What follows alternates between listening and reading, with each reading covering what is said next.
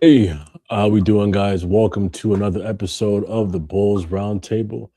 Oh, did we lose Jamal? Well, we are here with Jamal from Bulls Central. I think we might have lost him for a little bit here, but we're going to be talking about Bryson Graham, the hire of Bryson Graham today, and maybe some future hires here, and the lottery prediction. So as soon as we get Jamal back, I guess we'll be good to go. But Mike, how you guys feeling, Mike and Joe? Good. How you doing, brother? Long week. Absolutely. Super excited Absolutely. about what the Bulls are doing. Super excited. Yes. Yeah, good. I'm even keeled. I very much like the hire of Bryson Graham. I'm trying not to get excited because I feel like I'm having flashbacks to AK, just not in terms of anything about them being similar. Just when AK and Mark Eversley were hired, I was so excited. I was like, here's a fresh start. Everything feels great. And obviously, we'll talk later, but we know how that ended up going. So I'm cautiously optimistic. Everything about the hire of Bryson Graham feels different. So I'm optimistic. Yep. Absolutely. Yep. This is weird. It's saying that Jamal, he said he's trying to come back in, but it's not letting him. What the hell, man? What a start. What a start to the episode. Hold on. Let me I see. hope that's not a bad omen for Bryson Graham, man. Damn. Yeah, what is that, man? Let me see. Maybe try to leave again. Well, regardless, I'm gonna try to get him back, but I mean, guess we could just start off saying how we felt about it until he comes back in. So, Mike, you want to start off? Yeah, absolutely, man. So right off the bat, the first reason I think I said on Twitter, I always put on here just Zen Master Mike because I say follow me on Twitter. That's where I'm putting out most of my Bulls thoughts in real time when I get them, and then obviously once I have time to compose them, I'll put them up on Bulls Roundtable. But I like the Absolutely. hire because he's 39 years old. So obviously it's somebody who's fresh. They're going to bring a lot of good ideas. They're going to look at things in a different way than the previous regime. And then the other thing I like is Bryson Graham's did a little bit of everything. I saw some people try to downplay the fact that he was an intern and did different roles, but that stuff matters when you're going to be in charge of a large group of people who are all doing very small roles that add up to make sort of the sum sort of greater than the whole there. So I like everything Bryson Graham did in terms of coming from New Orleans, working his way up. I think Yep. David Griffin was a very smart and tenured person to work under and learn how the league works. I saw a lot of people try to slam his connection to David Griffin for not liking David Griffin's moves, and that's Yeah. looking at things a little too granularly, a little too black and white. This front office stuff isn't like players; it's more big picture. So I just like the fact that Bryson Graham works so closely with David Griffin because we know he has relationships around the league. They're going to help him. And honestly, I think that was maybe a weak spot for Karnisovas. I know he was respected league wide, regardless of what fans think, but I'm not sure that Arturas Karnisovas necessarily had the kind of relationships around the league that would necessarily make the Bulls great trade partners, which I think reflected Great. itself in their inactivity over the years. So I like everything about the hire of Graham just because it feels so different, to be honest. Absolutely. Yeah, I love Absolutely. that final point.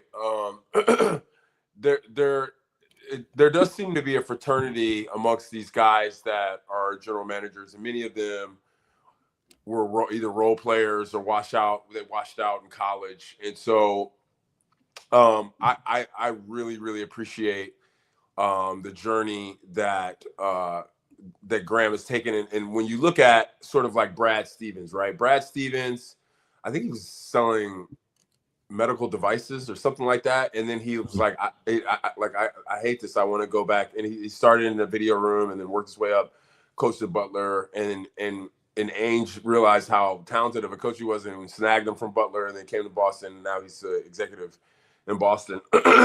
And I personally think that these guys that play college ball and then find their way into some dark room where they're having to watch video of obscure talent, the top 200 prospects in a given draft, and then they're having to work their way up, and they do that year over year over year. Uh, Yeah. that kind of iteration is super helpful in developing a skill set that allows you to draft well. And what we saw is that yes, he wasn't in Boston, he wasn't in Miami or the Spurs or Cavs, some of these other guys we looked at. But he did a really good job drafting good talent, and he bloomed where he planted, right? And so to Absolutely. me, I don't really care that the Bulls have the 9th and the 15th pick in all likelihood. I want them to nail the picks that they are given, and I want them to be responsible with with the resources that they're given. I don't want, because if you look at the OKC starting lineup, I think there's 2 second rounders and an undrafted free agent in the starting lineup. Chet Holmgren is the 2nd overall pick. That's their pick. And SGA wasn't even selected by them. So when you look at these teams, it's always going to be an assortment of players that you scouted 5 years ago. And so I think that he's going to identify players that are in his mold, as we talked about in the last show. And I think that he's going to look for grinders, and that's what he did. Jones is a grinder. Absolutely. Daniels is a grinder. Nikhil Walker-Alexander, grinder. Yes. Right? These are guys that their talent is not what necessarily popped for them right away. So to me, maybe you get a grinder with the 9th and the 15th pick, but these are players that maybe they're more Kirk Heinrich than they are Derrick Rose, but that's okay right now. And I like that you brought up that OKC has Chet, who's, a elite top draft pick. They have SGA, a guy they traded for, and then guys like AJ Mitchell, who came out of nowhere and are scoring a lot and doing great stuff as the 38th overall pick. So the reason I love that you brought that up, Joe, is because there's multiple ways to skin a cat, right? There's multiple ways to go about building a great team. And the thing that I love about Bryson Graham is he mentioned, hey, you might want to grab some extra draft picks. He's open to evaluating the roster, seeing if he needs to make moves there. He's acknowledging that there are multiple avenues to build a great team, not just one way. And the Bulls are definitely going to need multiple avenues to get back on track. Absolutely. Absolutely. So, okay. All right, guys. Well, we got the man of the hour here now. I don't know what is up with StreamYard, because I know when I was on Bulls Without Borders with Jamaal, it was the same thing with StreamYard. I think they're trying to take Jamaal out of here. But we got the man himself, Jamaal Aflatooni from Bulls Central. Jamaal, how you doing today, man? I'm doing great, guys. Appreciate sorry for the technical difficulties. I don't know what it is with StreamYard. I always have, no issues with Zoom or anything like that. But whenever I get on this one, and what was weird is it was actually fine until Mike joined, and I don't know, kind of. It was Mike. I'm gonna blame Mike for that one. He's already swindled me a couple times in fantasy for some trades. So I was literally going to say, I've seen Jamaal before. We haven't met in person, but it's actually awesome talking to Jamaal about the Bulls and not bothering him about some trades in our fantasy basketball league. And the great thing about it, I bothered this guy so many times about trades in fantasy basketball without realizing. I'm like, wait, you're Bulls Central, Jamaal? I'm like, oh my God. The wave of embarrassment when I realized who you were. I was like, man, so you knew some of these traits I was offering were dog water. You knew I was trying to yeah, for sure. I was like, nice try, Mike, but Yeah, thank you so much for coming on, Jamaal. We really appreciate it, man. Appreciate it, man. No, I'm happy to be here. Absolutely. So, Jamaal, obviously, you want to just go ahead and introduce yourself. Everybody knows Bulls Central, but just in case, anybody's watching this who's never heard, kind of tell us about yourself, like what got you into the game and like your humble beginnings and everything, man. Yeah, no, man. So yeah, Jamaal, I do Bulls Central. I also have a NBA channel, but I just haven't been keeping up with it as much as I'd like. Just haven't found the time. It's called M1 Hoops. But no, man, I've always been a pretty big diehard Chicago Bulls fan, and during the pandemic, we were afforded a lot of extra time. And my wife said, you should maybe start a YouTube channel where you talk about the Bulls. And I was like, I'm not going to do that. No, random, people aren't just going to want to hear from some random guy talk about the Bulls. And then we kind of kept getting more bored, and there wasn't really anything to do. And I was like, all right, you know what? I'll give this a shot and just kind of see where it goes. And evidently people like listening to, just a random person talk about Chicago Bulls. And I was telling you guys, before we went live, I always kind of view in the sense hey, I'm just a fan, I don't do this for a living. I'm not, a sports writer. I didn't go to school for journalism or anything like that. I just like talking Bulls basketball. And that's really all there is to it. So yeah, ever since then, I think I shared with you guys, I started around the time Patrick Williams got drafted. I think it was a couple days before the draft. I think that's when I did my first video on YouTube. And I've just been kind of at it ever since. Absolutely, man. Well, I mean, that kind of just sounds like like just the whole beginnings and everything. It kind of reminds us of, Bryson Graham. Like, you hear him talk about how he started, what I mean, literally as an intern, taking out the boxes, man, and becoming a video scout, a video guy, and then working his way up to GM, to director of personnel. So which is always cool. Like, we see, like, you're not afraid to get it out the mud yourself, Jamaal.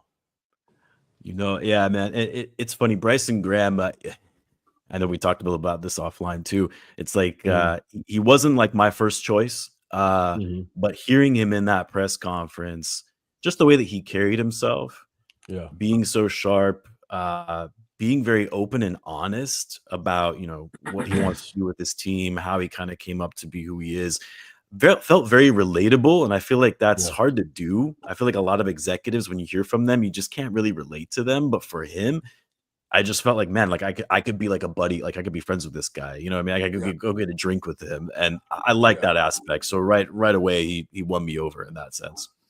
Absolutely. Yeah, he was on the show By the Horns with KC. And Cam, I think. And he said, I was gonna wear my 11s, I was gonna wear my Jordan 11s, but I didn't want people to think that I was too much, that I was laying it on too thick.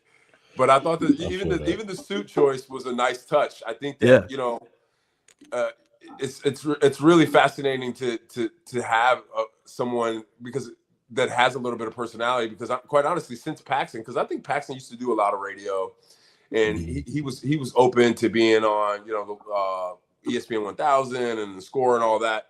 But when Gar Foreman got in, he just was not very likable, and he was not consistently on the radio show. And then when AK and Mark, I don't know, Mark probably rarely did anything. You didn't hear from him much. No, he didn't really speak much. Yeah. And I know that Billy used to go on one of the radio shows. I think he was like Mullion Hall or something like that. But to me, I think what points to Jamaal is he just seems very accessible. He mentioned in one of his radio spots, he's like, hey, if you see me out, don't be afraid to talk to me. I know you guys love the Bulls. Like, I'm here. I'm here to talk about the sport. So I think that accessibility and probably a little bit of the youth and his understanding of the need to have connection with our sports leaders in town. I think that's going to really serve us well. For sure. Yeah, and I think it'll go well when you talk about building out the staff, just because, again, I myself kind of got tired of talking about Peter Patton, so I'm not going to rehash that whole saga because I really legitimately don't want to. But when you think about, again, what kind of happened there, it's AK's way or the highway was something I was hearing a lot. Or, if you don't do AK's way, you're out of here. And if someone's not doing a good job, obviously, you get rid of them. You do what you got to do. But getting rid of someone for not seeing your vision or for having a different way to do things, obviously not always the best idea. And we don't know until we see him in the job. But from this introductory press conference, Bryson Graham doesn't seem like the type of guy who's kind of going to have a power trip or anything like that in terms of being a top exec. He seems grateful for the role, ready to go to work, and then we'll see how it goes from here. But so far, he's passing with flying colors, I would say, just from that presser. And you hear in corporate America a lot the saying, being the smartest guy in the room. And I love that quote that he said. If I forgot directionally, he said, if I'm the smartest guy in the room, we're going to fail, which means that he understands the assignment. And when you talk about building out a front office, it's not going to be him and a bunch of, paper tigers. I think it sounds like he's really interested. What are your thoughts on sort of building out a modern offense, or a modern front office, Jamaal? Well, let me what you were saying before. Let me start. The ego aspect of it, right? Because I think it's easy to get a massive ego when you're an executive of a really big sports franchise, right? And so you can tell that that's not really there with him because of the things he said, like that about I'm not going to be the smartest guy in the room. Having that self-awareness and that humility, I think is so important in any front office. Like, again, we have to see the results. Like, he hasn't done anything yet, but even just being able to be able to communicate with the press effectively, that is not something AK could do. You know what I mean? Like, and if AK was successful at his job, whatever. You can communicate with the press however you were, but he wasn't, right? So it kind of just made things worse. So he has that. He doesn't have the ego, which is huge. As far as like building out the front office, I have Will on my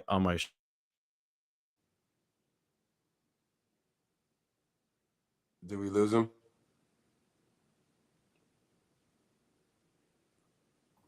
That appears that's twice now.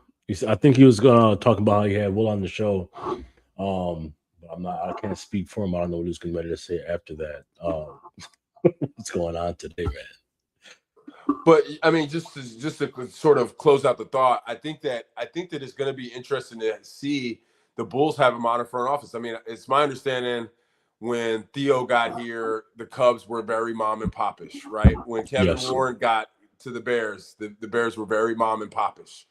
And I think what's happened with the Reinsdorfs is that they are experiencing regression in both of their major franchises because they have not put in the work, to have a modern front office. And so I'm excited to see them, have a GM and an AGM and a head of strategy and a head of analytics and, a head of player development. And, you have all of these verticals that now report up to Bryson. And I suspect that is going to be very helpful. And the cool part is because he's done every job, he can call somebody out on something that doesn't feel right. But he also can, he mentioned on a couple different shows, he's like, hey, like he's going to want to hear an idea that maybe it doesn't seem natural, doesn't necessarily seem like the obvious idea.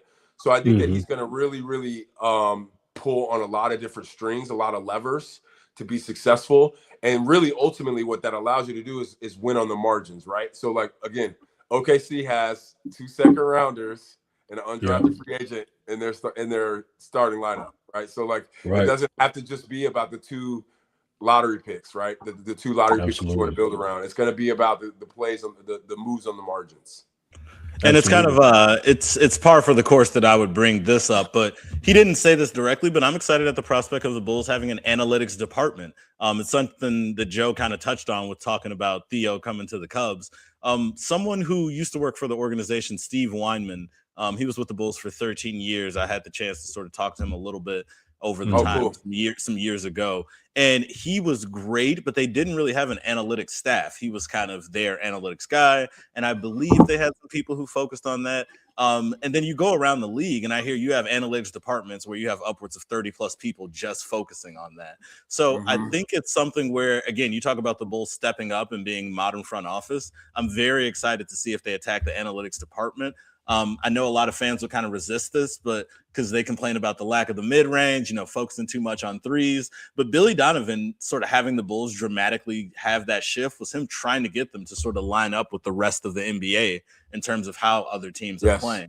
Now, whether or not that's the correct thing, that is what the Bulls are trying to do there in terms of being more modern. So I think now you're saying Michael Reinsdorf. I won't give him too big of a pat on the back yet, but he's trying to do the same thing with the front office, trying to go modern, young in terms of the VP, hopefully young in terms of the GM as well. And we'll see how the rest of these hires go. But I think as far as being modern, the Bulls are at a place where now they're sort of finally like the rest of the league in the best way possible. We suspect that that's the direction that they're going. Yeah. I mean, and Dorsey, I see your comment. I actually love that exchange because it was telling that Michael was like, hey, this is you're going to choose the coach. This is going to be your guy. This is going to be, an effort that you make. Now, I also think that that's sort of the way the Risers have always led in terms of ownership, is allowing the front office team. But what he also was telling Bryson indirectly was like, you don't have to be deferential here. Everything doesn't have to be collaborative. Some decisions are yours, and that's okay. And I trust you. It was a little bit like, hey, I trust you to make that decision. Yeah, and I won't speak for Jerry because I know how people, feel. Obviously, Jerry Reinsdorf, you can write a book. There have been multiple books written. But as far as Michael Reinsdorf, again, a person I've been a little bit close to, had the chance to at least interact with in a setting.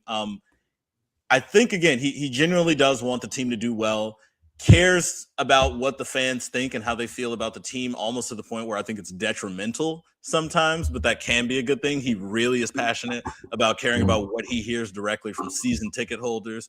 And I don't mean that just in terms of a bottom line joke. Like, he cares what they want from the team in terms of, are you comfortable with rebuilding? You know, should we be spending? And I want to give Michael Reinsdorf specifically credit. I was going to say the Reinsdorf, but I don't want people to come at me with pitchforks, so I'll just say I want to give Michael Reinsdorf some credit. He's the anti-Jerry Jones, I always like to say to my dad, in terms of he will be hands-off, like Joe said. That's what I love.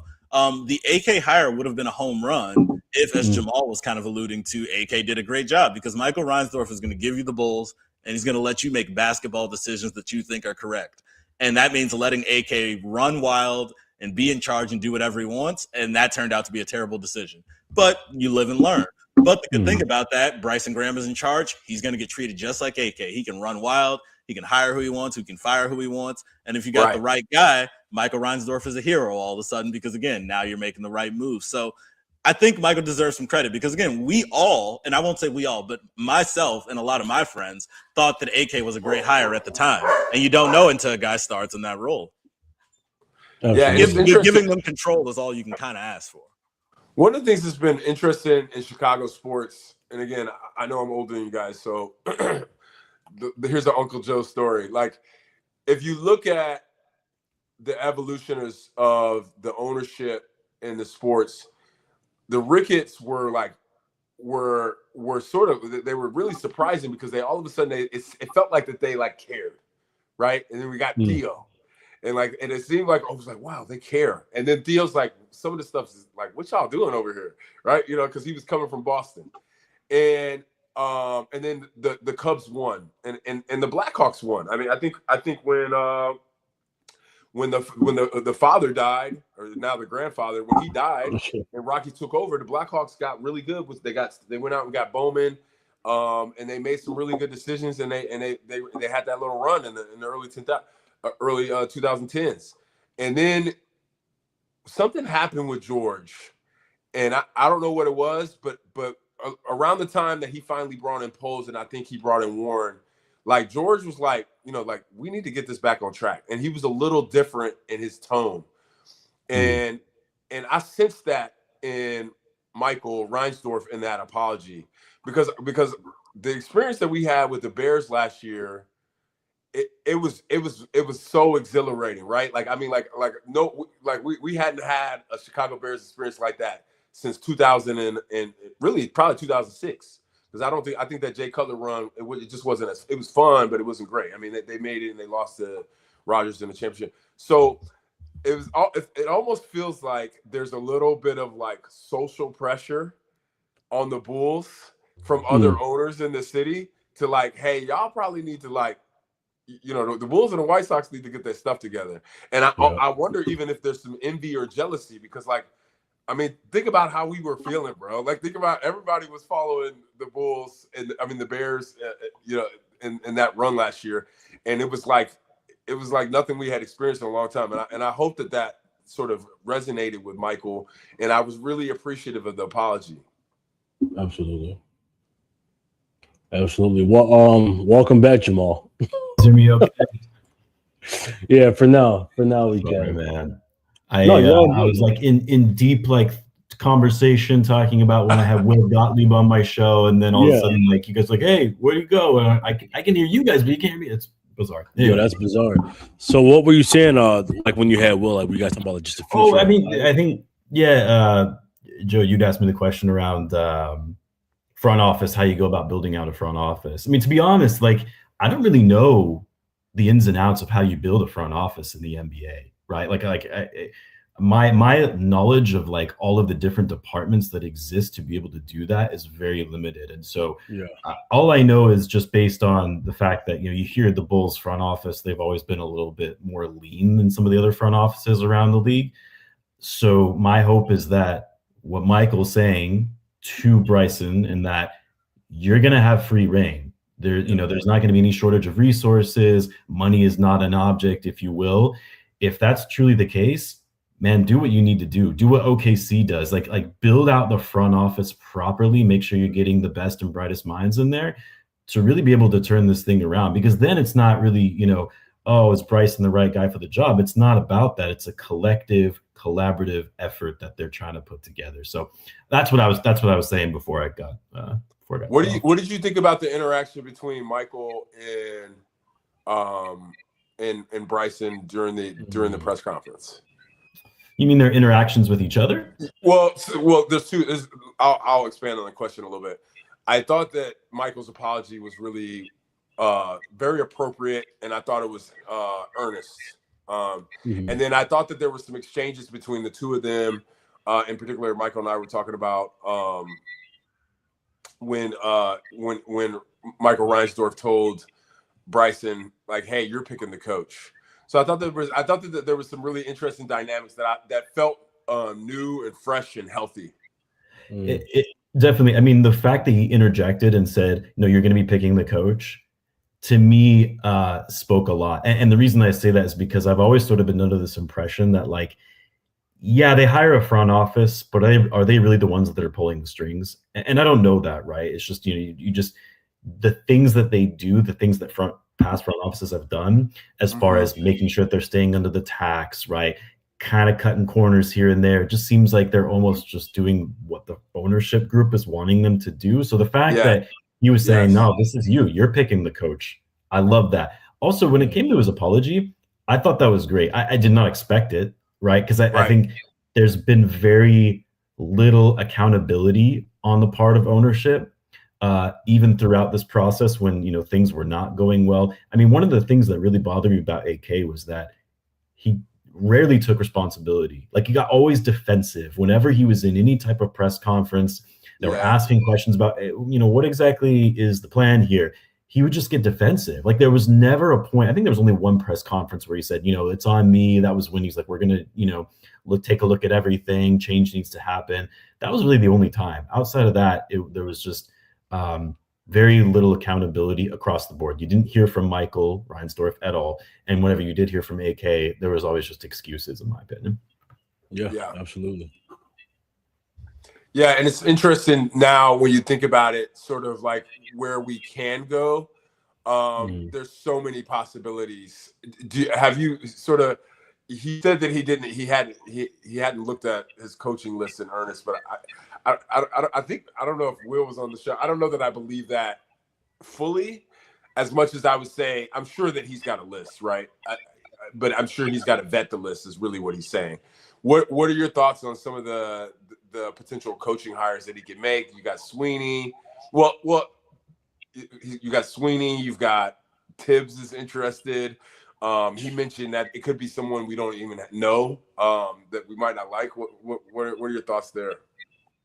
I mean, that I thought that was the only, I wouldn't say it was eyebrow raising type comment, but that was the only comment I was surprised by when from his press conference was like, oh, you haven't even like thought about coaches that you would be considering? I'm sure he's thought about some, right? He just didn't want to reveal it in that type of setting, because you'd have to, right? Anytime you're planning to take over a job, even if it's something you're interviewing for, you already have to be considering, okay, well, who could be the next potential head coach? As far as like some of the guys, you know, I mean, I know a lot of people are kind of going back to Tibbs. I like Tibbs, always liked Tibbs. I loved when he was with the Bulls in that era. I just don't think that's the right coach that you need for this team right now. I'd be surprised, to be honest, if they move forward. Just based on the fact that they went with a young hire, Bryson Graham being the hire, also, you know, relatively new as far as this role, right? Like, he's never been in a number one type role. Right. My assumption is he's probably going to go with a young coach, probably a first-time head coach, not someone that's inexperienced, probably someone that's been an assistant coach for quite some time. That's my assumption anyway. But we don't know. I think he said, I want someone that's good coaching on both sides of the ball, right? Like that was the only thing he really like reiterated on, was like, they need to be good on both ends of the floor, right? They can't just be an offensive-minded coach or a defensive-minded coach. They need to be both. Whether that means it's a brand new coach or someone with championship level experience, you know, who knows? But I think he's probably going to go with a newer first-time head coach. Absolutely. And that's another reason I'm pretty excited about it is I trust Graham to hire a pretty good head coach, or at least someone who'll think outside the box and be young like himself because of his connections. Jamaal kind of mentioned, not knowing the finer in and outs of how you build a front office. And I wouldn't say I do either, but when I think of it, I kind of think of it like Ocean's 11 or any heist movie. You need a numbers guy, you need a salary cap guy, you need a guy who's just friends with the agents, you need a guy who's just friends with the players. You need someone to specialize in everything. A big reason the Bulls were going after Dave Lewin, I believe, so hard, the assistant GM in Boston, because I believe he is pretty good when it comes to salary cap and playing around with the numbers. But I just think Graham, because he's had experience in so many roles as a former college player himself, I think he has enough connections against various levels where the Bulls will sort of be covered in all aspects. In terms of head coaching candidates, everyone kind of regurgitates the same names, Tom Thibodeau, stuff like that. I like to throw out random old coaches like Jeff Van Gundy because I do think it would be awesome if he got back into being a head coach. But the guy who's at the top of my list right now, I don't even know if he's going to be considered for head coaching roles, but Tony Dobbins is an assistant coach for the Boston Celtics. He was like a former defensive player of the year overseas, like I think in the French league, played like in Italy. But he was a guy who was like Jason Tatum's main guy throughout his rehab process. Boston has a lot of fiery assistant coaches, and Tony Dobbins is kind of their calm, cool, collected guy, very soft-spoken. He's 44 years old, connects very well with players. He's the type of guy who I think fits very well with the same vibe that Bryson Graham brings to the table. And I think he's so different from what Billy Donovan brought that it would be very good for, again, a Bulls team that's one of the youngest teams in the league. I believe 24 years old, about their average age right now. And that's before getting rid of guys like Colin Sexton, most likely. So I definitely want them to go young. But Tony Dobbins, honestly, anyone from the Celtics staff, but he's a name I myself have kept an eye on. And I wrote about him a little bit at Roundtable. So definitely a young coach. Tom Thibodeau would be fun. I'm sure Joe Cowley would love that. But we don't need Tibbs back in town, I don't think. If we're gonna go Jeff Van Gundy, might as well just bring back Phil Jackson, right? I do bring back Phil Jackson, bring back Jaden Ivey, and let's really have some fun. Oh my gosh. Wow. Holy cow. You have like some crosses and some incense in the same locker room. It'll be intense. Trade for Kyrie Irving, call HBO. We're talking about flat. You get flat earthers, the whole thing. We'll be good to go. What's interesting is I do think that I really love this idea of the slap thing. The being able to articulate, right? Because he didn't want to get into who he wanted to do for his front office. He didn't want to get into his coaches necessarily, but he did talk about what he wanted his players to look like. And we do have insight into what he wanted his players to look like because he's obviously drafted them and helped to facilitate drafting them at other organizations. This slap thing I thought was really unique, interesting, and it points to it is certainly a pivot from the 6-point guard Chicago Bulls of the last 5 years, right? And so playing 6'5" guys at the 4. What are your thoughts on that? I thought it was really interesting. I thought it was a very nuanced insight, and I think it informed a lot of like what we're going to see in terms of what how he's going to draft, what players he's going to look for in free agency, how he might build out Windy City Bulls, and then how he'll look at free agency. Yeah, I mean the first things that came to my mind when he was talking about the players that he valued, Slap, right? One was the draft. So if the Bulls don't move up and they stay at number 4, there's sort of a lot of guards that are projected to go in that range, more or less. So it's like, okay, well, who would they potentially draft at right, 9? Right. And then the other piece was Josh Giddey. Like while he was saying all this, I'm like, Josh Giddey is none of this. You know what I mean? Like size, sure, right? He's a big point guard, but physicality, no. Not athletic, and not a good defensive-minded player. I know that's not in the SLAP acronym, but he did talk about focusing on defense quite a bit. Yeah, two-way. And it got me thinking. I was like, man, what does that mean for Josh Giddey? Now we're probably getting ahead of ourselves. I don't think that they're just going to start looking to trade Josh Giddey this summer. One thing I was actually curious about, I want to get your guys' thoughts on, because then I started running scenarios in my mind. I was like, well, what would a trade for Josh Giddey look like? Like what could he potentially net in a trade? because I actually have no idea what his trade value would be. And then the other thing that you also kind of have to consider too, right, is like first round picks are now going to be a lot more valuable. They're probably going to be a lot harder to acquire given the new lottery reform. People are, teams are going to be much more hesitant to move on from their first round picks, knowing that could easily be a number one pick, right? It's just based on the structure. So I'm curious, what do you guys think? Like if they were to pivot and say, you know what, Josh Giddey does not fit the mold of the type of player that we're looking for, let's try to trade him while his value is still high because he is a very productive player. But I honestly don't know that they would actually be able to get that much for him. What do you guys think? So it's actually funny you bring that up, Jamaal, because it's something I've been thinking about a lot. I did write about over at Bulls Roundtable that I think Bryson Graham obviously has a ton to work with, draft picks, salary cap space, and then I think his third best asset is actually Josh Giddey. Now, it is interesting. Oh. I don't think it's his third best asset in terms of everyone wants Josh Giddey. It's so funny how Bulls fans love to overreact, but I mean, it's one of the biggest teams in the world. I get it. I think I said like Josh Giddey is like the third best asset Bryson Graham has to work with. Someone said, God, everyone thinks Josh Giddey's Cade Cunningham. And I'm like, how did we get there? But ignoring that, I think Giddey's a great player. He improved a lot on his main weakness, which was the shooting. We know he's not going to be a great defender. He rebounds his ass off to try to make up for that. I think the hidden value is the fact that he makes that $25 million per year flat. I think teams are going to be looking to obviously always someone's trying to offload a contract. Houston's going to be trying to get rid of Dorian Finney-Smith, who makes a pretty hefty number for a role guy who had a weird year. So I think you'll be able to get a first round pick for Josh Giddey, which first round picks are gold. That's great. Yeah.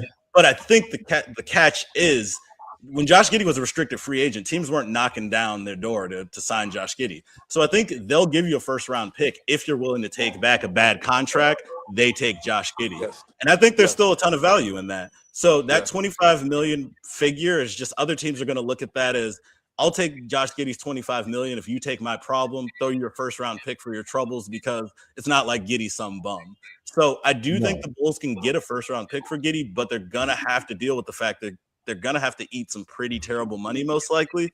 But with Bryson Graham in charge, if Michael Reinsdorf really means what he says and he's going to let him sort of control things, I think there's a chance we see the Bulls do things they don't do, which is take back bad contracts to accumulate more draft picks. And a final credit to AK, obviously I don't need to anymore, but the Bulls do have multiple first round picks in this draft, which feels pretty weird and foreign for Bulls fans, but we want to have that more going forward, which AK didn't really do with burning pretty much all of their first round picks as soon as he got here. So acquiring more is where they need to go. And I think you can use Giddey to get a first round pick as long as you're willing to sort of, again, just eat some bad money on the back end. Yeah, I think that was my favorite part of one of my favorite parts. I mean, the whole presser was really good, but I think that's what you just alluded to. There is us doing things differently now. Like for the first time, we're going into a draft and we got multiple first round picks. After Sunday, we might know if we're in the top 4. We might be number 1, knock on wood. But just the fact that even before anything changes, we're slotted to be at 9 and 15. And when you hear Bryson Graham say that we're looking to be opportunistic and creative, I mean, dude, it's music to my ears, and it makes you wonder, like, will we actually make a move to potentially even get another first round pick, or do we make a move to maybe package number 15 and a player to move up again? So I'm really curious to see what we do there. Absolutely. I mean, that's what it's a very exciting time, man. Like, we talk about not having AK here anymore. I'll never forget watching Terrence Shannon Jr. fall so far in the draft and just seeing like AK do something, man, like move into the draft. Like we could do something. I think he went at 28 near the end of the first round. Like we could have walked out of that draft with TSJ and Modest. It's just I feel like one of AK's biggest flaws for me was just sitting on his hands too much. So to hear Bryson Graham now saying that, we're gonna be on it, opportunistic and creative. So I'm really excited for that. I will say very randomly, I didn't like Slap. Not that I didn't like it. I love, what he's going for. The one mistake I think he made was doing an acronym, just because as Bulls fans, it's not his fault. He's probably not watching the Bulls every day of his life. it just reminded me, it was too Boylan-ish, you know. When I think of SLAP, when I think of acronyms, you know, it felt like his next step was he was going to pull out like a hard hat and a lunch pail and be like, you know, this is what I'm about. Like, so the SLAP was a little bit too on the nose for me, but in all seriousness, I do like that at least he was comfortable defining to us the type of player that he's interested in. But it was funny that the acronym kind of made me think of the regimes of yesteryears. So we'll see if SLAP comes back to haunt us, because it will be funny if 2 years from now we just hate every draft pick he's made and we're like, oh yeah, SLAP, guys, remember SLAP? Because it feels like it's to the face. Exactly. Hey, who is it in the Discord, Mike? Shout out to Holito Frito, Lil Savage, and I think he was saying that the SLAP acronym reminded him of Eberflus with the hits.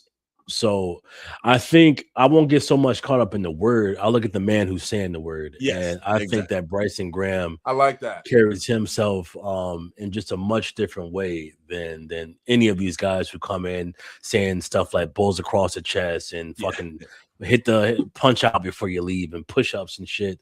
I think Bryson Graham is a breath of fresh air. He sounds just like one of us, you know, somebody who grew up. And that's why I want to pick Jamaal's brain on Dave Lewin, because if we can get him in here too, we're talking about two sickos in this place, man. Like Dave Lewin, literally, I was watching CHGO, and I know you just had Will on your pod, but I was watching Matt Peck just describe Lewin's resume and how he came up. Like his peers said that he took pride in playing Madden and 2K, but playing GM mode. Dude, I mean, like I talked about it last week. I know it sounded silly then, but not to hear that reiterated. There's merit in that. There's merit in somebody who took pride in the rebuilding aspect of the video game. He didn't want to be on the court. He didn't want to make a my player. He wanted to be overseeing the whole team and making all the ins and outs moves and paying attention to the details. So for me, I think it kind of sounds the same as Bryson Graham, you know, who takes pride in being a video scout and working with player personnel. If you get guys like that in the building who take pride in watching the film and the details, dude, I think we're cooking, especially in the draft. I mean, yeah, Lewin was the guy that I wanted among the 4 finalists. So, you know, like, I know everyone wanted Matt Lloyd, or not everyone, but Matt Lloyd was the front runner, right? That's who everyone, you know, thought they were going to hire. But Lewin was the guy I really wanted.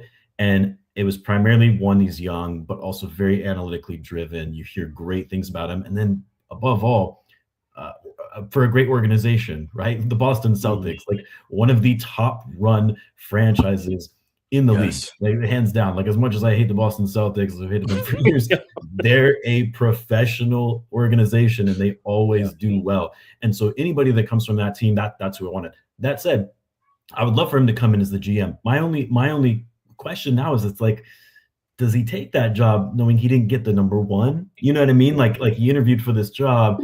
We went with someone else, but do you want the number 2? Maybe. I don't know. I mean, I guess, you know, it all depends on the offer, right? If you throw a bunch of money at them, maybe they won't care. But that was my only thing. But as far as like your question, I would love to have him on. You know, anybody that comes from the Celtics, I think, is good.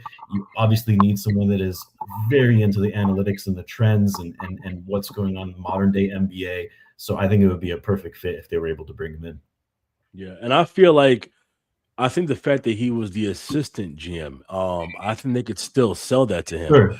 Still a promotion. Like, you can definitely sell that. Yeah, like, look, man, like we'll get you to be a VP somewhere else. This is your audition. Bro. I think it was actually Peck that said that the CHGO guy said that same thing, man. They said, like, listen, you didn't get the VP job, but like maybe we can be your pit stop to put more eyes on you for the next time you go for the job. Because Bryson Graham said it himself.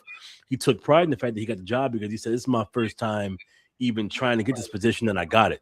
He said, this is not a position that you usually get on your first go. So maybe with that being said, maybe that's something that David Lewin understands himself. It's like, it's known that when you try to go for this position, you're not going to get on the first try. And Bryson Graham got lucky.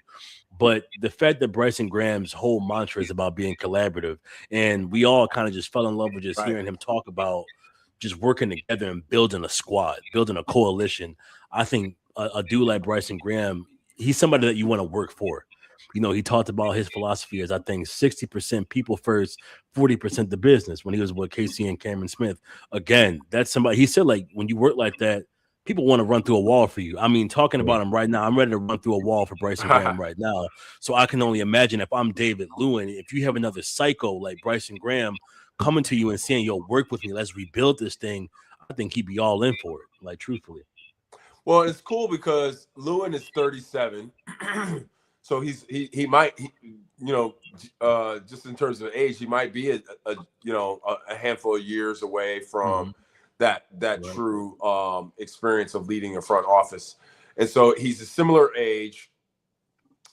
He comes up in a similar generation in the shadow of Jordan. Obviously, working in Boston, he's seen some excellence. And he understands what excellence looks like, and I think that really matters. So he can insist on sort of the highest standards. And I think the other part of this that's really cool is in the modern NBA, in the modern sports world, and we've seen this in Chicago. Yeah. Ryan Poles had who? Oh. Ian Cunningham. Yeah. Theo Epstein had who? He had Jed Hoyer. Right, so we understand that you got to have a good right-hand man. You got to have a person that's probably similar in age, similar in mindset, similar in sort of the way that they see their worldview as it pertains to basketball. Yes. And to me, Lewin would be a great marriage or a great right-hand man to. And in some ways, Lewin's gonna, if they're able to land it. There's a little bit of like, hey, you've got something to prove here too, man. Like exactly. You come here and you do well. Like this is going to position you to go take another job somewhere else. So and I'm going to give you all of the rope to do that. So I think it's a really, really awesome opportunity. I mean, clearly I think Cunningham's going to do. I think he had a good draft for Atlanta. I think that it's a great opportunity for Lewin, but it doesn't have to be Lewin. I think that there are other guys out there. Some other names out there that could be really, we joked a little bit with the Luau Deng stuff with Masai Ujiri. I'm open to anybody that sort of has a young sort of mindset and a young, I just don't want any more Gar Formans and Jim Boylans. I just like, as long as it's like that, we'll be good. And the Bulls should be able to attract, you would think as well, the best GM candidates, because again, a reason I think Lewin, again, we don't know, but I believe he would still be mulling coming to the Bulls for that promotion to GM is because they're the only team with 2 top 15 picks. So again, you're talking about a team where if you really want to make your mark on a franchise, you want to come in and show, hey, I can hit on 2 draft picks right away and turn a team around in 3 to 4 years. Chicago is the only spot you can really do that right now. Yeah, you got $60 million to, and honestly, depending on how Sunday goes, you might have. Franchise player candidates that you might not have had access to because we landed in the top 4, right?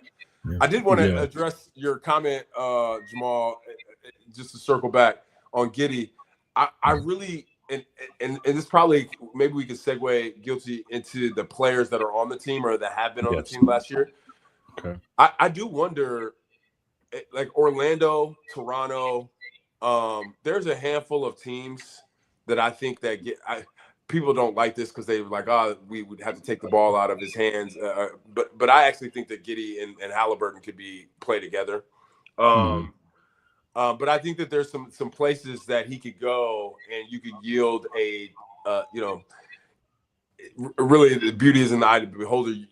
Some teams maybe, they'd be willing to give away. I think 1 first rounder and anywhere in the first round would be acceptable for Giddey, in my opinion. But I think that there are a handful of teams that are contending. I think he could go to Golden State and be helpful. So I think there are some teams that I think could really use him in the short term, and he could be very impactful. I just don't think that he's not a 2 first round guy. There's going to be conditions. I think Michael, as you alluded to, maybe you're attaching something else, maybe, to swap. But I do think that there's value for Giddey on a contending team. And there's a couple of teams that really, really need a facilitator. I mean, Houston needs a facilitator. I don't know that Giddey would be the right place for Houston, but or the right player for Houston. But I just wanted to sort of circle back on that. But the second part of this is who's on the roster that you think we should keep? Good question. Using SLAP, if you will. No one. Modest is yeah, for sure. I mean, I think I will say, and I think that Bryson Graham was right in saying this. I know that some people are like, oh, why do you say that? It's like, no one is untouchable. Like, Modest is great, right? And I do think that he has a very bright future and should be with the Bulls. But there's no one on this roster where you're like, yeah, man, this is like a Cooper Flag. This is a Victor Wembanyama. Right. Nobody's untouchable on this roster. Right. So I'll say that first and foremost. Modest, definitely. I think Leonard Miller, you have to, just because it's a team option, it's an easy pickup, it's an easy win, just on a cheap deal. I think it's like $2.4 million. I could see him coming back. I mean, all the other guys that are under contract there is interesting, right? Like Smith, Trey Jones. Yep. I love Trey Jones. I love that he plays his ass off. I love that he's a hustler, hard worker. But I'm curious to, he's not going to fit that slap profile. I know we keep talking about the slap, but he doesn't, right? And it's like, and there's probably some value for Trey Jones, right, around the league as a backup point guard, for a contending team, on a very team-friendly contract. And so I think that's one of the first areas you should be looking at if you're looking at maybe trading some players where you can get something for return them. Josh Giddey, I would still like to see Josh Giddey back. Like I say this like, oh, maybe they should look to trade him, but I would still like to see him back at least just for this upcoming year to see how things go. Unless you're able to get some sort of insane haul for him that just you can't pass up on that, right? Say someone is willing to offer 2 first-round picks for Giddey, you kind of have to do it. Let's see who else. You got Trey Jones, Jalen Smith. I'm thinking about Okoro. the contract. Yeah, Okoro, Jalen Smith, they're still under contract. Pat Williams, of course. Of course. Pat Williams. The anchor. Part of me wonders though, like, does it make sense with Bryson Graham now taking over to have this be sort of an evaluation year? And I know that may trigger some people because that's what AK was like, oh, this is going to be an evaluation year, and then he just flipped the roster at the deadline in his first season on the job. So like I hesitate to just say like get rid of everybody and let's start fresh. It's like, well, you go through this draft, you lay that as the foundation, which is what Graham talked about, right? You see what you have in some of these guys and a new coaching staff, maybe new folks in player development on the front office, and see what you have in them, and then reassess, come closer to the deadline and, maybe next summer. That's sort of my viewpoint on it. Yeah, I don't know. I'm curious to hear what you guys think though. I mean, the evaluation year I think is valid, but the tough part about it is, it's the first thing Bryson Graham has to do, which is when you look at the Bulls roster, I'm really not even sure what I'm looking at exactly in terms of the picture. Obviously you assume like a lot of these guys they acquired at the deadline probably aren't coming back, right? In terms of Colin Sexton and Anthony Simons. Yeah. But now with Bryson Graham in here, it's like maybe he likes Anthony Simons. Maybe he thinks he's a guy worth building around, and we don't see that coming. So it's kind of tough until I can sort of see him defining who is the core. But as long as you have Josh Giddey, as long as you have Matas, I think you can sort of look at that as least as your 2 players you're building around. So I think the evaluation year is Giddey and Matas next to, again, these draft picks, because my biggest thing is in terms of curiosity here. Jamaal, you alluded to it earlier. Where the Bulls, if they pick around that 9 range and then they have 15, they probably will be taking a point guard prospect and a very, very good one on top of that. So I would like to see what Josh Giddey looks like next to a guy who's controlling the offense more, with him in more of a secondary role. And it's something we didn't get to see a lot of until the second half of the season, where Matas got a lot more on ball reps. Excuse me. The other thing too, and I'm like thinking about it further when we think about evaluation period. The Bulls can't be really bad next year. Again, assuming this lottery reform goes through, it hasn't been approved. It could have some tweaks to it, but it was almost like the worst time for the Bulls to kind of go in this direction, down this like really bad rebuild. Right. Not that it's going to be really bad, but like, where they can be a really bad team, because now you want to be in the middle. You want to be in that 4 to 10 range, right? Where you're going to get the most lottery balls. So saying that, I'm like, well, it's good for an evaluation year, but they can't be bad like they were post deadline, because you be that bad, you're going to be in that relegation zone. So there probably is a need to make at least somewhat aggressive win now-ish moves where you're actually going to be able to be a little bit better. Well, the fun part is the fake March basketball that Bulls fans always hate when they get the fake wins. Now that's going to be the money zone. Those fake March wins will suddenly mean a lot, and that is the most hilarious change of fortune there. It's interesting because they have the opportunity, particularly if they And if they take, like, let's say the Dorian Finney-Smith, like, these are not players that can help them win 35 games. But if, let's just say you took a Paul George or someone like that, someone well past their prime, that's on a contending team that needs that space back, that maybe helps you win 35 games. And maybe that's okay if you're going to add, 2 first-round picks this year, and then you got 2 second-round picks as well. What's interesting to me is to really think about it from a place of, and I think maybe even are you adding assets throughout this process? If you were to take on a Paul George, do you find a way to get multiple second-round picks or a high first-round pick with it? If you're taking on these bad contracts and you're going to win sort of 35 to 40 games in spite of what you want to do, have you found a way to add assets while you're doing that? I think that's going to be really important for them, is to find a way to consistently be moving forward. I rarely saw Gar Forman make moves on the margins. I definitely didn't see AK and Mark Eversley do that. I guess they might think they did with Pat Beverleys and the Tristan Thompsons of the world, but those are not. That's not what I would consider a move on the margins. To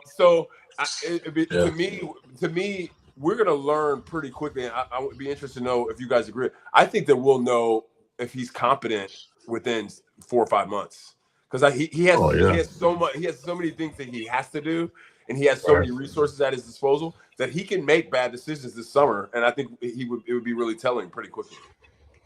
Yeah, it's tough to say, because I think we didn't really know that about AK until, I don't know. I mean, I guess it depends on how you look at it, right? Some people hated the Vooch trade. Some people really loved it. They were like, yeah, you need to do this if you're in a big market, like make some big plays, right? And then obviously summer of 2021, it was like, oh, they revamped the roster and they were decently good, right? So they're maybe this guy has a vision, right? So I don't know. It's tough to say, like, if we'll know whether or not, like, if he's competent within the first 4 or 5 months.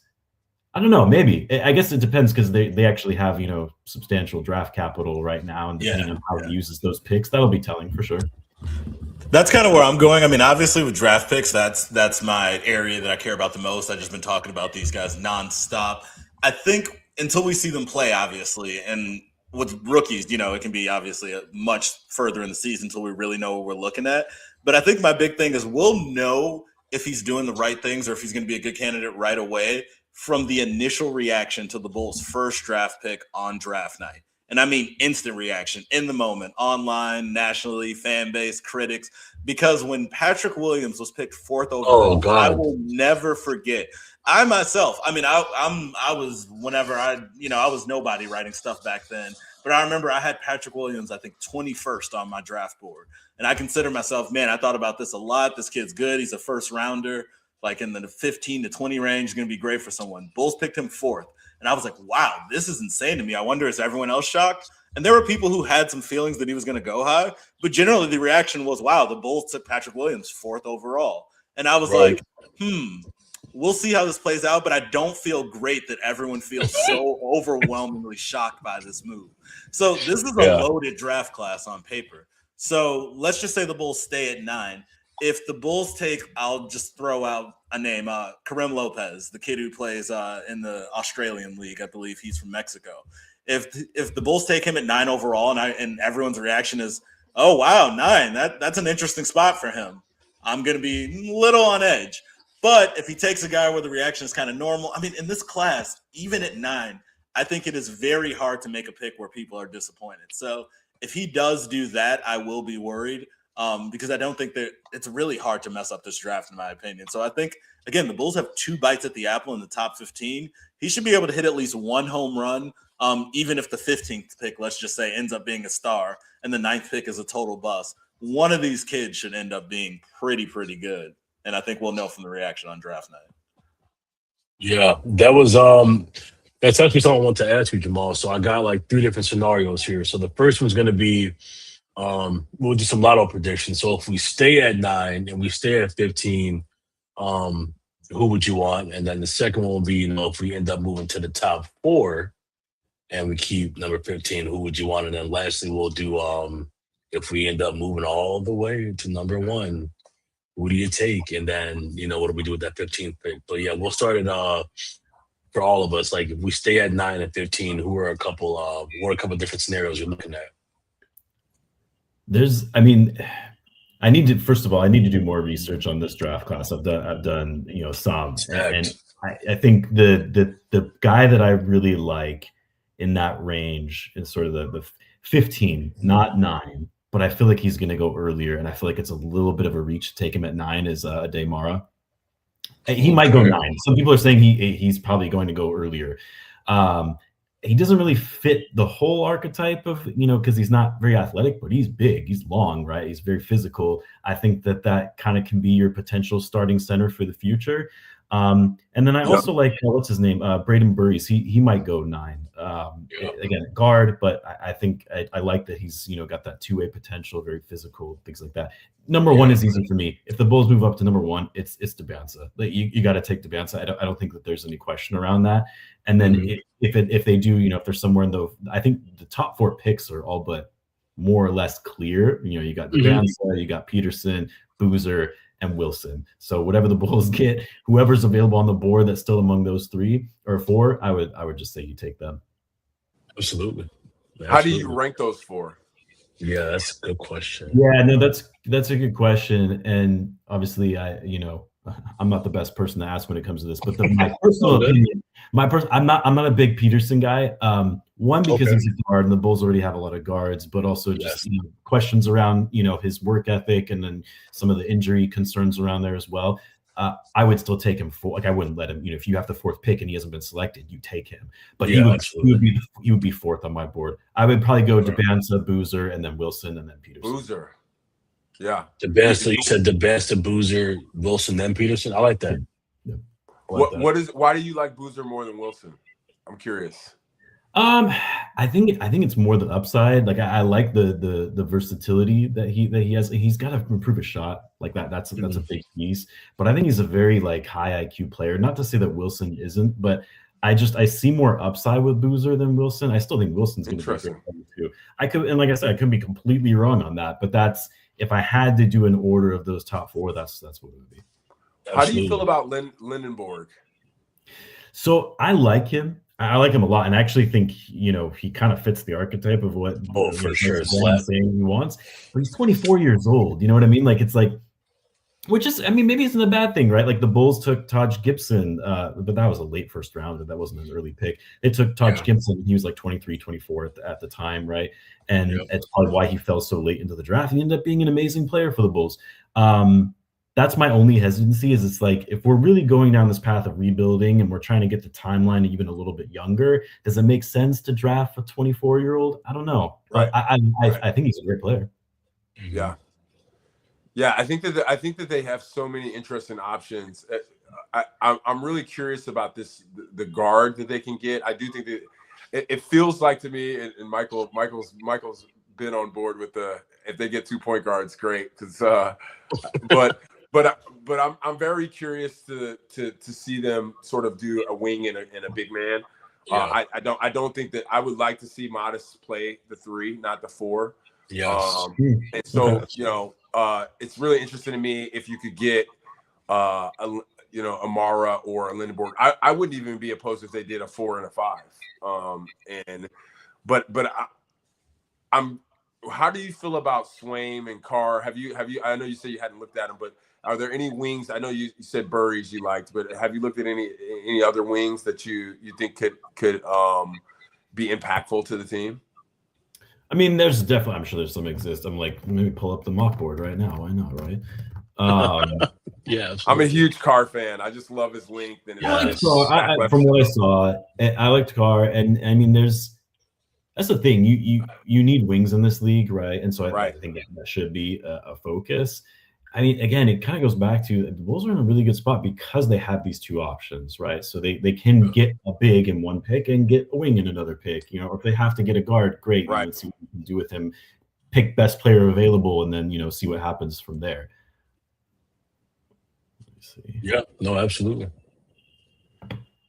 I really like Mara one of the things I like about Mara, and I look at these sort of international programs that these guys come from, and Mara, you know, he's from the sort of the Spanish program, and you've got the Gasol brothers there, and something about Mara makes me feel like he can develop some skills to be. I don't know if you guys remember Il Gausis. I think Jadrunas. Oh yeah. They play for Cleveland. Cavs for a long time. You know, he can be sort of like a big, maybe a Gobert like center. But he's got some skill. He's got some passing. You know, he understands how to use his size. I do think that if you want to compete against OKC and the Spurs, you have to have bigs. You have to have legitimate bigs, not 6'9" centers, but legitimate bigs.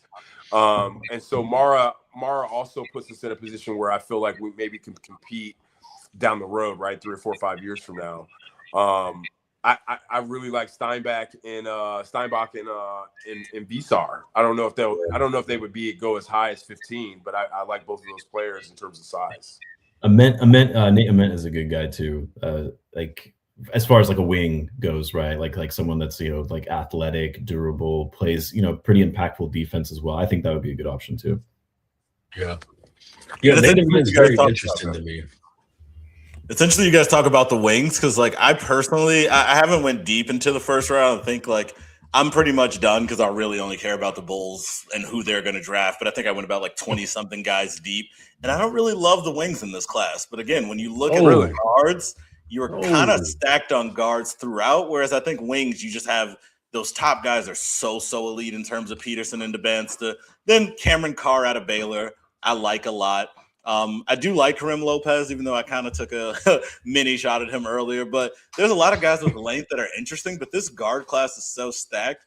I'm only half joking when I say the Bulls should consider going guard, because when you look at how this board falls, you could come out of this draft with 2 players that I really think have superstar potential. One of the biggest things I look at is just like usage rate for guys. You know, how often are they really making things happen for their team, good or bad? And Mikel Brown, the guy out of Louisville, who I've really talked about a lot, he's a guy who could be in the 9 range where he falls. And he was a guy who had a usage rate of 31%. So, again, that's a guy who was pretty much in a superstar role for his team, but he's not in that tier with that top 4. The same reason I like Keaton Wagler out of Illinois. So I think there's some of these guys that the Bulls can get maybe in that 9 range that might fall a little lower than some expect, where, again, whether or not they work with Josh Giddey, that's where it comes down to a tough job for Bryson Graham to decide when to move off of some pieces on this roster, how long to let things play out. But I don't think they should be scared about going guard if you have to, because I like Mara a lot. I think he's definitely a first-round pick because he has some passing chops for a guy who's that huge, so it's intriguing. But because we don't see anything in the way of a jumper, I do worry there's a world where he's just a very good backup big. And if you take that in the top 15, it can get tricky. My main thing with him was he was a terrible free throw shooter this year. Don't believe he was living at the line, but I think he was at like 56%. And it's something where you guys mentioned the Boozer Caleb Wilson thing. I went back and forth on that forever. I have Boozer 3, Wilson 4. And I love everything almost about Wilson's game more, his tenacity, his defense. But the thing I can't get over is Boozer does pretty much everything at a decently high level, including shooting. He shot pretty well from 3 on limited attempts, and he shot 78% from the free throw line, whereas I think Caleb Wilson was about 70% from the free throw line. And that's a pretty good indicator of how your jump shot is going to play out. So I think we see a world where Cam Boozer is going to stretch the floor. And if Wilson never becomes a jump shooter, you're really relying on that athleticism for him to be a dominant scorer like he was at the college level. So I really focus on that free throw percentage. And again, it's why a guy like Mara, it scares me when you take him at 9. At 15, I think I could live with it because, again, that's your extra pick anyway. You got more wiggle room with it. But at 9, I would be a little scared. Yeah, I think he's too high to go 9, but he's probably not going to be available by 15. You know what I mean? I wouldn't take him 9. If he's still available 15, great. That's I think at 15 you would kind of have to take him at 15. You'd have an interesting scenario if you dangle some players out there, because maybe that's a world where Josh Giddey and something. Josh Giddey in 15 gets you up from 15 to 10. And then if you're taking your franchise point guard at 9 anyway, maybe you solve some problems. So they got a chance to get real creative on draft night. Sorry, Joe, I stepped on you there. No. I think it's interesting that if you could move 15 and Giddey for Golden State's pick, or depending on you move. I was trying to look at the teams in the top 20 that want to win 50 games, and the only team I could think of where it felt like it might make a little sense is Golden State. I don't know that saying that out loud, I don't know that works, but or you could say the Thunder. Oh God, not that they would ever take Giddey back, but yeah.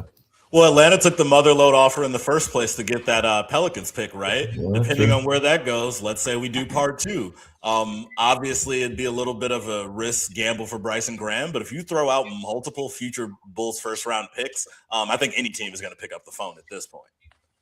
That's actually what I was going to ask you, Jamal. I was going to say, like, I know I get a little, I'm gung ho right now, man. Like, Bryson Graham has me ready to run through a goddamn wall still. But I was going to ask, like, do you think that, like, his comments meant that we might try to get more draft capital in this draft, or do you think? Because I posed this question in the Discord earlier. Discord took a shit today, so I didn't see a lot of responses. But I think it was shout out to our guy Jeff Littman. But I said, oh, maybe with Bryson saying he wants to get more creative and opportunistic, we'll get more draft capital in his draft.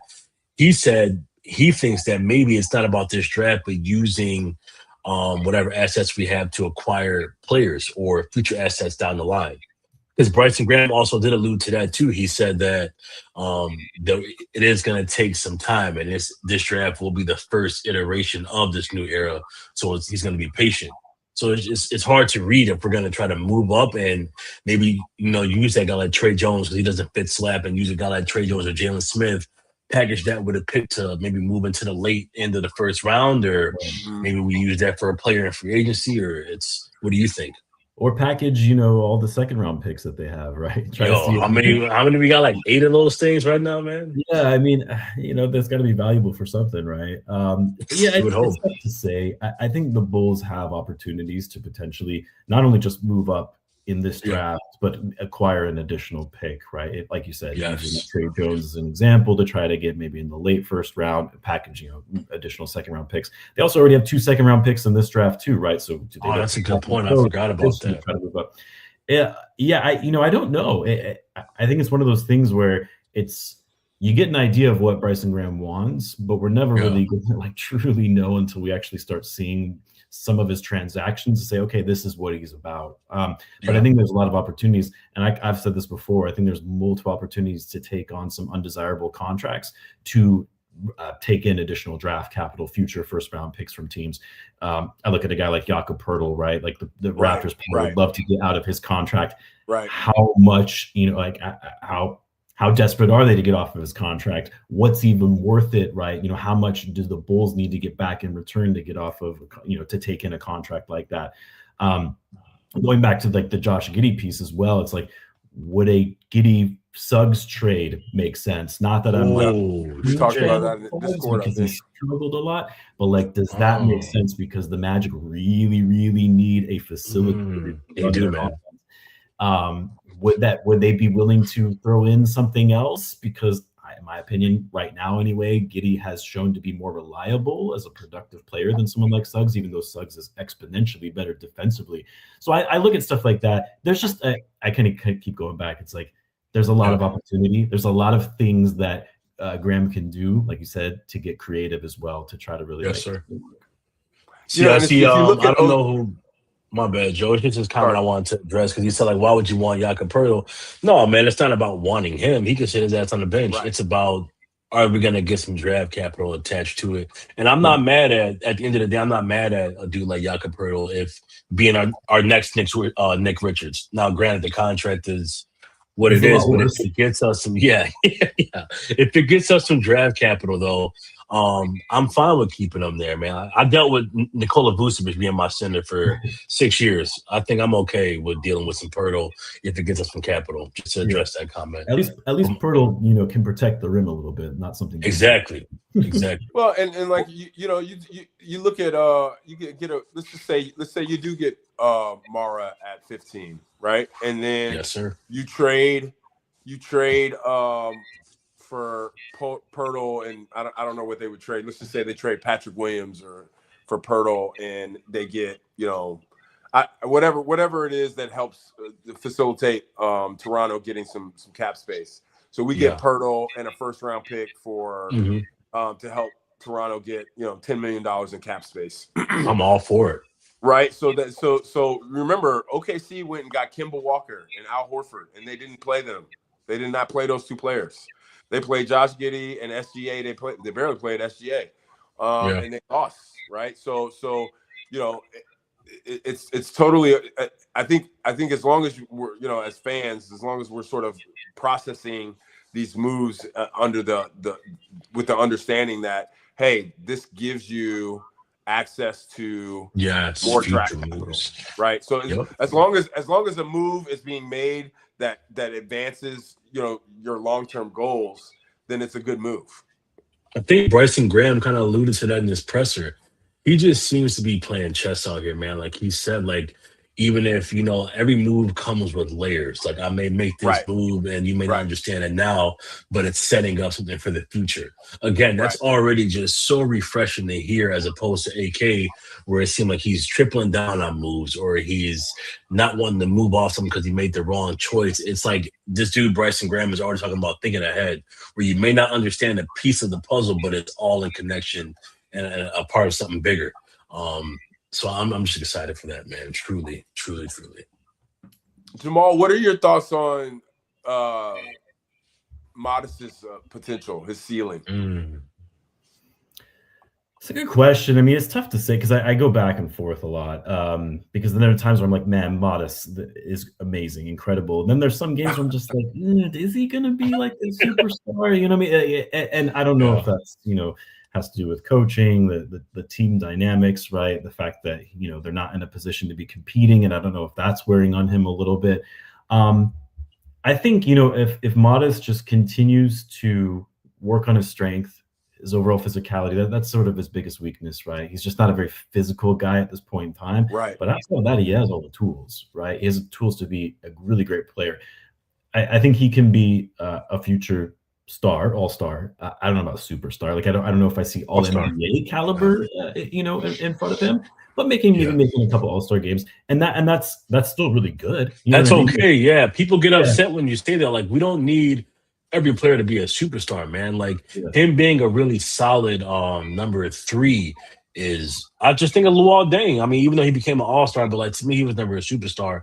But that's the guy that you can put the ball in his hands and he gets it done. You need a team full of good players. When you say somebody's not going to be a superstar, Bulls fans get upset. Like, oh, you don't think Modest has a higher ceiling? Dude, it's okay to have a really good number 3 that shines at being your number 3. And I think that can be Modest for sure.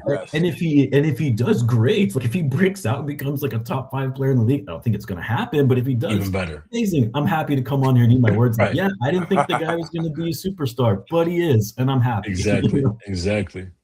Yeah, a pleasant surprise. Yeah, and I think that the way that, from my perspective, like a healthy perspective around Modest and Josh, is that they're starters in the NBA right now, and we can pretty much be certain that they're legitimate starters. They are not, in my opinion, first option guys, at least right now. Neither of them show themselves to be first or second option guys. Yeah. And I think that the challenge, and Will maybe even alluded to this when he was talking with you, Jamaal, is can Josh be the third best player on the team if he needs the ball in his hands as often as he does? I sort of think he can. I think that there's been too much made of this sort of heliocentric style of game. Yes. I think that there's plenty of styles of play that allow for multiple point guards or multiple guys, that you don't need to have this one guy who does everything and he has to score 30 and he has to get 10 rebounds and 10 assists. I don't believe that that's the only way to win. And so I think that there's, which to me makes me believe that Josh has options on the market. Yeah, good point.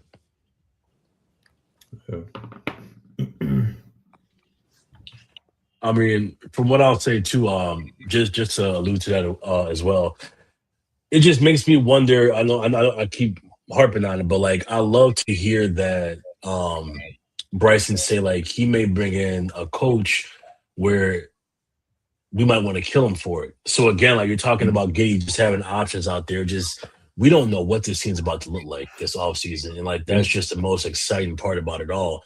And even hearing him say, you know, that when they asked him on I think it's By the Horns where Casey and Cameron is called, but they asked him who was your favorite player outside of Michael Jordan, and he said Allen Iverson.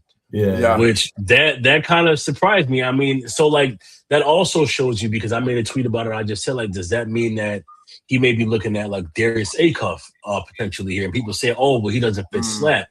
Yeah, but again, he also talked about like I think he alluded to the baby Bulls, and even the Michael Jordan team said they were really built well cohesively. So while one of your players may not be Slap, and if you're looking at a Darius Acuff, but you fill out the rest of your roster with a slap squad, you're cooking. So again, you know, we talk about Giddy. You just wonder, like, would he come here and move off of Giddy and bring in a guy like Darius Acuff? And because it sounds like he's not afraid to come in and make a move like that, man, where he says we might want to kill him for it, but then we'll praise him later. But it's just exciting because I think, to your point, Peppers, that whether we keep Josh Giddy here, I think you can still take a dude like Acuff because Giddy can shine in an off-ball role. We've talked about how that might be what optimizes him the best, is having him play the point forward, because he's too, you know, it might just do better for him to be like a point forward. Put him on the wing, let him initiate the offense off the wing, you know. Or if we end up trading him, like you said, Pep, I think he has a lot of value. You put him on a team like Orlando, you put him on Toronto. There's multiple places that Giddy can go in, and he can even be heliocentric there. Right. But yeah, well, it's interesting because you ultimately I know that the modern NBA is sort of like this unscripted, give the ball to the best player on the team and you know, do whatever you can. But I think back to your earlier point, Jamaal, the canvas is completely white, in my opinion. I think that they have, you know, the you know, as they say in corporate America, it's a blue sky or a green field. Like there's nothing there, right? And so they don't have to look at, you know, think about it. The Bulls had Reggie Theus, and there was another point guard that they had. They had a couple of young players when they drafted Jordan, Orlando Woolridge. Oh wow! Those guys didn't make it to the Pistons rivalry games. They didn't make it. And so, you know, and it's okay. I mean, we had Elton Brand, and I sort of wish we would have kept him, but you know, we started off our rebuild post Jordan with Elton Brand and Ron Artest, and those guys ended up winning and playing on other teams. So I think it's perfectly okay for us to start with Madison and Josh, and then end up somewhere else in 3 or 4 or 5 years. And it's why I'm so excited about draft night. I mean, Bryson Graham, something he said, and again, it goes back to him being, obviously it's not a high bar to clear, but much better communicator than AK or Mark Eversley in terms of he said, you know, the Bulls don't have a star yet. He knows that. We don't have a star. We're looking for that star player to build around. But then he also said, I'm not saying that someone who isn't on this roster can't develop into that. But I think your first statement is always your truth serum, your initial statement. And he knows the Bulls don't have that guy who they're going to build around. Giddy has tons of advantages, but he's a decent catch and shoot guy. He isn't a knockdown shooter by any means. He's decent with the ball in his hands, but he isn't some amazing, really great wiggle, going to beat a guy off the dribble type player. Matas is a pretty good scorer, not a very good playmaker quietly, not a guy who is honestly processing the game super quickly all the time in terms of his next move. Just has length and athleticism. So I think they're very well suited to being number 2 and number 3 options. So I think the Bulls kind of weirdly have it backwards, where they have those parts figured out. Now, if they can get that guy to be heliocentric, which is why I think an AJ DeBanster or Peterson would kind of be perfect for the scenario they're in right now. But I think Graham, the fact that he's willing to acknowledge that they don't have that, tells you he's looking for it. And taking a guy like Acuff, if he was to slip for some reason all the way to 9, again, not to, you know, Patrick Williams is who he is, but it would be the anti-Patrick Williams in terms of, I think I trust Graham to get a talent that slips rather than reaching on someone that he really likes to prove a point. Absolutely. Jamaal, what do you think about Noah Esingeh? Where do you stand with that? I mean, he's sort of Yeah, I mean, it's Go tough to ahead. say. He barely played last year, right? I mean, when we did see him, and even in summer league, you could tell he's a project, right? He's very raw. There's a lot of development that needs to be had there. At the same time, at least with what you've seen and the tools that he has, there is more upside than I think a lot of the other players on the roster, right? And so I'm intrigued by that, but I don't really have a good baseline for really to say, oh, this guy can really be something, because he played what 2-3 games last year and Right. only a handful of minutes. And then summer league, you know, he started out kind of and then got better as the games went on. So I don't know. I feel like you definitely have to take a look at him. Don't try to trade him, right? He's only 19 years old, not even Right. 19 years old. But I'm a bit skeptical, and only because we just haven't really got to see him play much. Yeah. What are some things that you would definitely not like to see? So like some worst case scenarios that, like, as fans we look at this and we were like, you know, and I Michael, you alluded to some of this a little bit, but like, man, like I really hope they don't do that. Let's just say it's like a Giannis Antetokounmpo or a Joe, you know, like an Embiid trade or something crazy like that. Yeah, I mean, what I don't want them to do is do like a Vucevic type trade. In other words, Right. like, Right. you know, absolutely. like you said, Giannis.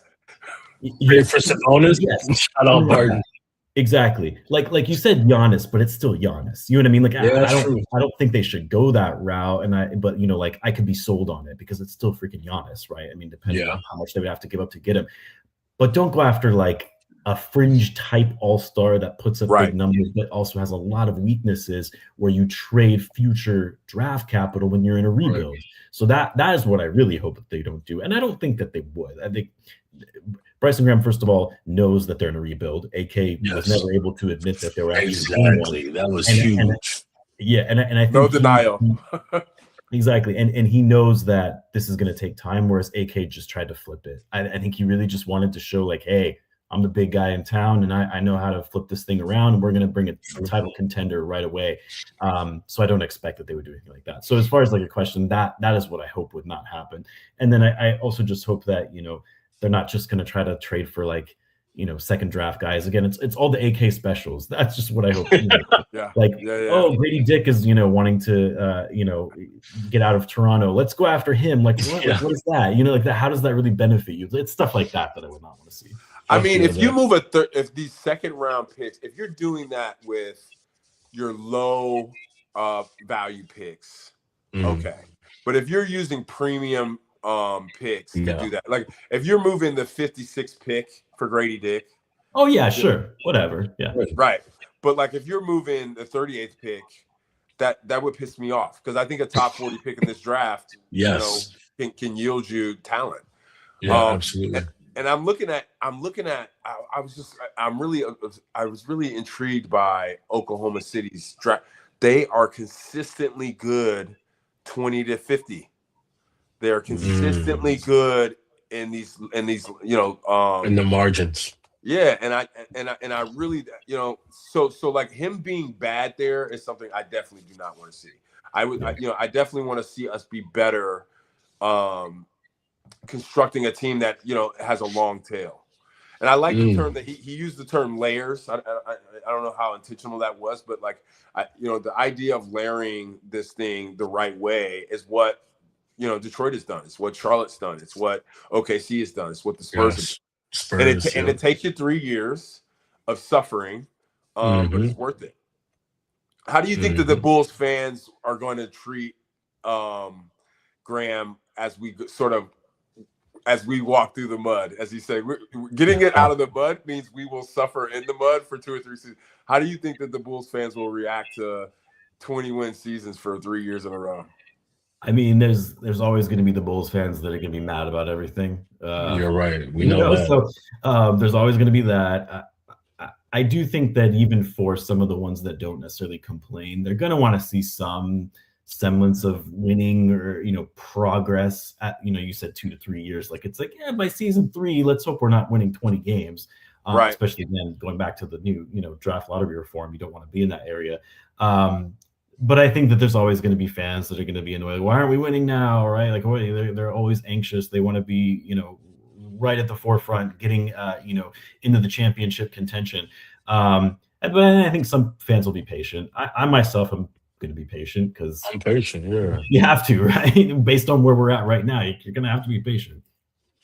I've always said, man, like I've never believed in the championship or bust. I guess I can say that because we talked about it before we went live. I never got to see the championship years. I didn't get here until D Rose was here. But for me, like that's why I'm so good with the patient approach, because I remember D Rose's first year when we took the Celtics by surprise. We were building something, but nobody saw it. Nobody saw it coming. Even our second year, because I remember I was pissed off because I'm like, why are we never on ESPN? You know, you're a kid, you want to see your team on ESPN. Your team on ESPN, and I never did. And then that third season, after we woke the league up, is when we started getting, D Rose's MVP year, but we were on TV all the time.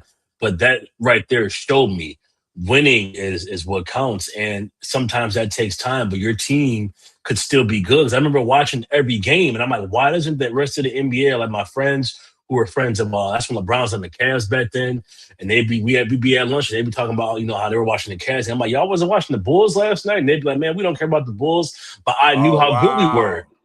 I'm watching D Rose pass the ball to Nocioni and goddamn, Brad Millers and shit, and John Salmons, and it's just like showed me right there, and it shows you right there, man. Like sometimes your team could still be really fun to watch while you build that process out. And I'm okay if we're not winning the game, but we still have a good team that's going out there and we're building it organically. I mean, look at the Spurs, man. They've been built it organically. It's good, ethical hoops. I'm okay with us not being one of the best teams in the league for 3 to 4 years, 5 years, whatever, but just give me a good product that I'm proud of. And I think that Bryson Graham, 100% of the same mold. He's going to give us a team that we can be proud of. I mean, even what he's looking for, slap, size, athleticism, length, and physicality. I need it, Jamaal. I need it, man. Like I'm about to slap the goddamn wall right now. Like I'm ready for it. We're all ready for it, man. Yeah, man. Where are you guys? I'm excited. What do you guys think of? I sort of believe that the 2 players that they pick in the draft should be starters. They should start this coming up season. Oh shit. And, I would, for instance, I would really dislike JQ. Like I like him as a talent. I just I don't want any more, players that just can't stay healthy. And so, how do you all feel about the 2 picks being starters? Do you feel like that they need to upside picks, or you think that they need to be, high floor guys? Good question. I mean, it's tough to say. I think you go with what is going to make sense for the long term, not necessarily always, right? You go for what the long term plays in the short term. And if that means that they're starter quality type players, great. If not, and you need to bring them in slowly, they're more project type guys, I'm also okay with that too. Right. Do you all see any players in particular that seem more like I was looking at Amit and some of his workouts, and it sort of reminded me it's like he feels a little Buzelis-y. Like he feels a little like Buzelis did when he was a prospect. They're similar, similar builds, for sure. I mean, you got Miller, Inasinghe, and Buzelis, so I feel like I wouldn't hate it if they got Wilson, but I just wonder if there's certain guys that just feel like off or feel a little redundant in the build. I think I wouldn't worry about redundancy as much, just because when you're starting so much from scratch, you're just looking for that potential. I do worry about immense, kind of like you said, some of the Matas, the shooting and everything translating. But because he has the size and physicality, I maybe wouldn't mind him with that 15 range. And it's like I said, it's going to be very hard for the Bulls, I think, to mess up on draft day. Yeah, absolutely. Well, guys, we Peppers, Mike, and I are going to stay on for a little bit, but Jamal's got to get out of here. So just wanted to say thank you so much for coming on today, Jamaal, man. Any closing thoughts from you going into Sunday? No, I appreciate it, man. My only closing thoughts going into Sunday is I'm really annoyed that the NBA decided to schedule the draft lottery on Mother's Day. Right. my wife. The reason that my wife's texting me, she's like, "Are you gonna come help out the kid? The kids with bedtime?" It's like, "All right, I'm coming." And then now I got to explain to her like, so there's this thing called the draft lottery. It's really important because if the Bulls get lucky, this could be franchise changing. It's not going to be anything there. She's like, it's Mother's Day. We're doing stuff as a family. So that's my only closing thoughts. But my fingers will be crossed. I'll still be watching. Absolutely. I hope the Bulls get the number 1 pick. Absolutely. Well, yeah, thank you so much for coming on today, Jamaal. And like I said, just in case by the rare chance that you're watching this and you somehow don't know who that dude is, man, just type in Bulls Central on YouTube, on Twitter, type in Bulls Central, and enjoy. But yeah, thank you so much, Jamaal. Appreciate it, man. Appreciate you guys for having me. You guys take care, all right? All right, brother. Let me see. Hold on 1 second. Yeah, but no, that was dope. That was dope with Jamaal. But yeah, I mean, any closing thoughts from you guys, Pep, Mike? No, man, just excited for Bryson Graham. I think, like I said, similar vibes to AK in terms of whenever there's a new hire for the Bulls regime after we didn't like the previous one, everyone's kind of excited. We only got great things to say until the moves actually happen. My catchphrase, it's all fun until the Bulls do something. So we're getting close to time for the Bulls to do something, man. So Bryson Graham, I like everything he said. Now we'll see if I like everything he does. So I'm optimistic, cautiously so right now. Absolutely. No, same, man. And I think for me, the big thing is like I'm looking at the playoffs right now, particularly the semifinal in the conference. And like, Detroit, it has a certain style of play that we're going to have to contend with for a long time, right? And Indiana's going to come back, right? So, like, what kind of team do you want to be in 2 or 3 years when you want to contend against Detroit, Indiana? What kind of team do you want to be if you want to contend against? I still think Philly has some potential because of Edgecombe and Maxey, and the Knicks, right? So, and then you've got I don't love any of the teams down south, but I just think that when you look at the teams that are in the playoffs right now, as a fan, that should be pretty informative in terms of like how we should be looking to build. And I think AK and Billy I don't know what they were building. They weren't building towards this. So I'm very interested to see how we start to build out and make some decisions over the next 3 months. And I think obviously Sunday is going to be super informative in telling us where we're going. Absolutely.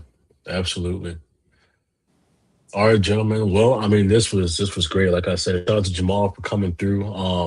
I saw one of the comments. It was like, let me see if I can find it really quick because shout out to them. Oh yeah, Brick Ripsaw. I don't know who that is, but shout out to them. But they said all this talk don't mean nothing, until we know what happens on Sunday. And I kind of feel that, but I feel like it definitely did mean something, man, because I'm just excited. I wouldn't be this excited going into Sunday if it wasn't for having Bryson Graham here. Like if this was still AK picking. I mean, if you guys have been watching our podcast, and we've all been, I know I've been worried. It's like saying AK's name felt like bad juju. I mean, Mike's phrase here, it's all fun and games. We all be out here cheesing and laughing until we start talking about, oh shit, well, what we finna do? It's all fun and games until the Bulls do something. But that's not the case anymore. Like we don't have our terrorists anymore. The terrorist is gone. I can say that too now. Goodbye.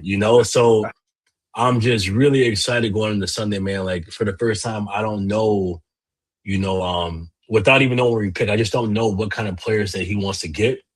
I mean, historically, he always gets guys that I like. Trey Murphy, you talked about it, Joe Pepper. Nikhil Alexander Walker. So even if we stay at 9 and 15, I'm still excited because I still think that he'll find some good picks there, or maybe even package something to move up and just get creative, like he himself said. It's no longer us as fans who want to get creative. It's the goddamn VP who's talking about, man, I almost from my goddamn Concord 11s here today. That's who we got in the building now. Like, I really need to let that sit in. Like, we got us one in the building, man. So I love that. I'm excited for Sunday, man. So yeah, thank you guys so much. Shout out to our guy Ange. He's saying as long as we keep building an exciting product, absolutely. Absolutely. Shout out to Monk for coming through. Shout out to Zach, Sean Thompson. Thank you so much for coming through, brother. But thank all of you guys for coming through. We'll be back on Tuesday Peppy, think you can make it on Tuesday at 7? We got Drew Stevens coming in. Oh yeah, definitely. Good. Funny Yeah, we story, need that. Funny story. Like I wrote a couple articles on Bloggable. I'm like, Drew, will you look at this? And Oh, that's now cool, man. look at Drew. Yeah, Out there exactly. in the media. Back in this is exactly. probably 10 years. I don't know. It's been a while. So Okay. it's good to see Drew. So yeah, I would love to be on for sure. Catch up with him, absolutely. Yeah. I know Mike said he's always running to like the games. The dogs are barking for Drew too. Yeah, but I can't. They got so excited when you brought up Drew. But yeah, I chop it up with Drew sometimes at the UC whenever I'm covering games for Roundtable. But yeah, man, I promised my mom a top 4 pick for Mother's Day. So if we don't get it, Adam Silver, somebody's got to answer to her. It's not going to be me. Somebody's got to talk to her mom, so. Absolutely. All right, guys. Well, yeah, man. Thank you guys for coming through the show, and as always to my 2 pod mates, man. Thank you guys for doing this for me. But we'll see you guys on Tuesday, and I mean, let's get ready for Sunday, everybody. All right, y'all. Bless. Much love, man. Take it easy.